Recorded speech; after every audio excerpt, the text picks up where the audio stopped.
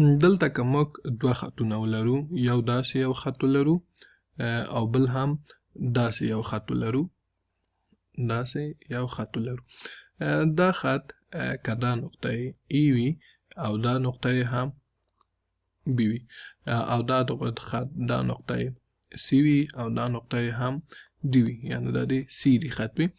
اوس دا دواړه خطو ته په هندسه کې موازي خطونه ویل کېږي. ځکه موازي خطونه ویل کېږي چې دا دواړه که هر څومره امتداد ورکړل سي یا هر څومره اوږده سي، دوی به یو بل پرې نه کي یا یو بل به قطع نه کي، نو دوی به هېڅکله یو بل قطع نه کي. دوی دواړه یو بل نه قطع کوي.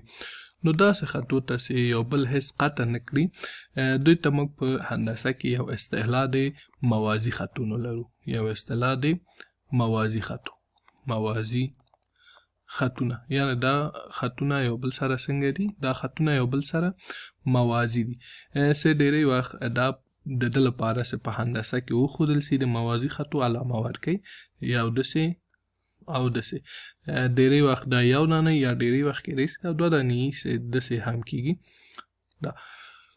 دا زه بېرته پاکومه چې مقصد تاسې یو تیوري اخیستې وي.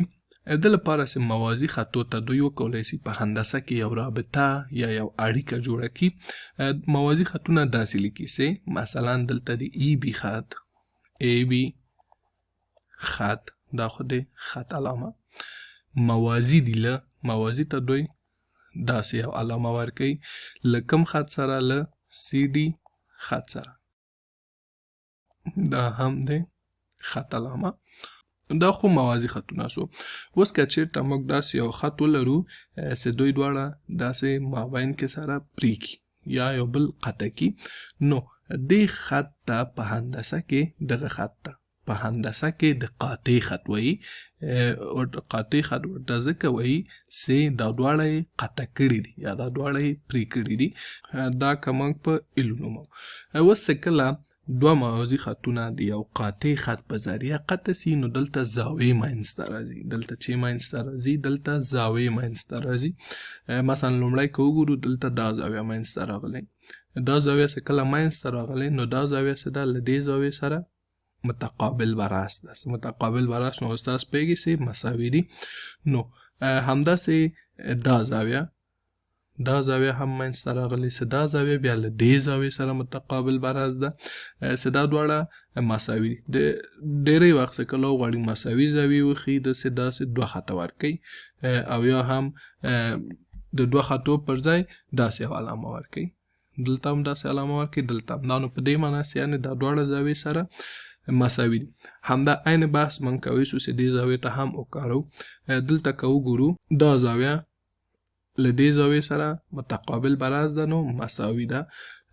او بله موضوع دا ده چې دا زاویه له دې زاویې سره ورته ده. ورته نو په دې معنی چې یعنې مساوي دي. ورته زاویې او متقابل براس زاویې تل مساوي وي.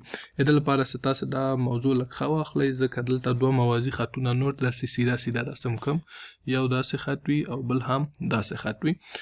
اوس که چېرته دا خطونه هم د یو قاطع په ذریعه داسې قطع سي یا پرې سي، نو اوس په یاد ولرئ چې په دې صورت کې دا زاویه تل د دې زاویې سره مساوي وي.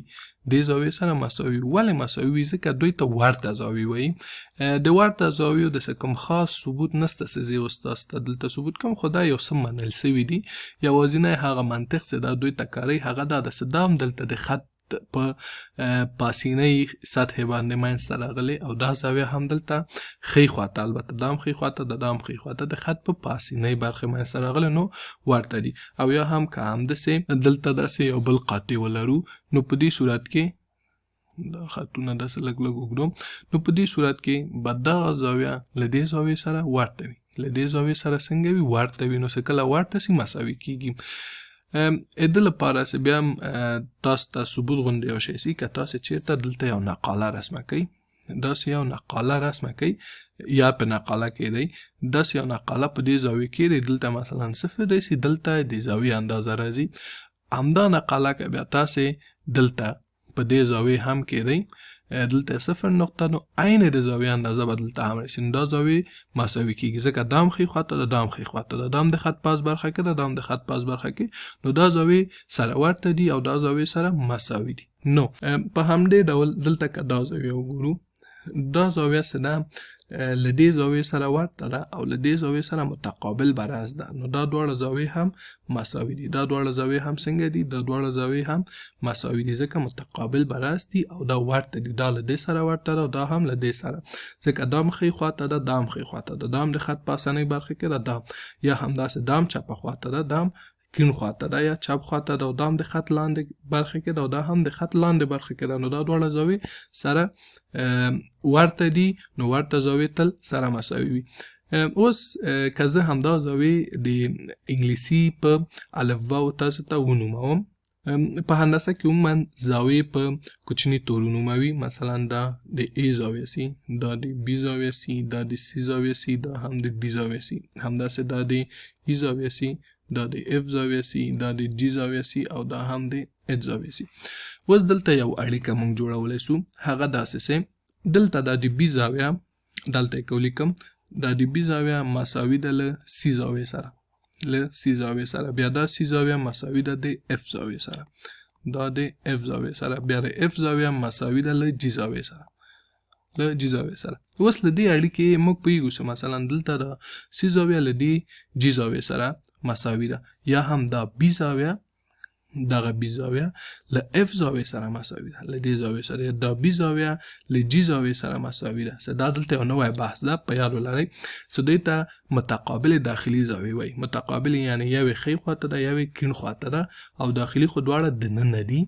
نو د دې له خاطره متقابل داخلي زاویې سره مساوي وي اوس که یو بله اړیکه موږ هم جوړه کړو هغه داسې سي د A زاویه مساوي ده له D زاویې سره بیا همدا D زاویه مساوي ده له E زاویې سره او E زاویه بیا مساوي ده له H زاویې سره اوس دلته مثلا D زاویه که وګورئ دا D زاویه دا مساوي ده له D E زاویې سره یا دا A زاویه وګورئ مساوي ده له H زاویې سره دلته دا D او E دا نو بیا متقابل بهرنۍ یا متقابل خارجي زاویې کیږي چې متقابل بهرنۍ زاویې هم تل سره مساوي وي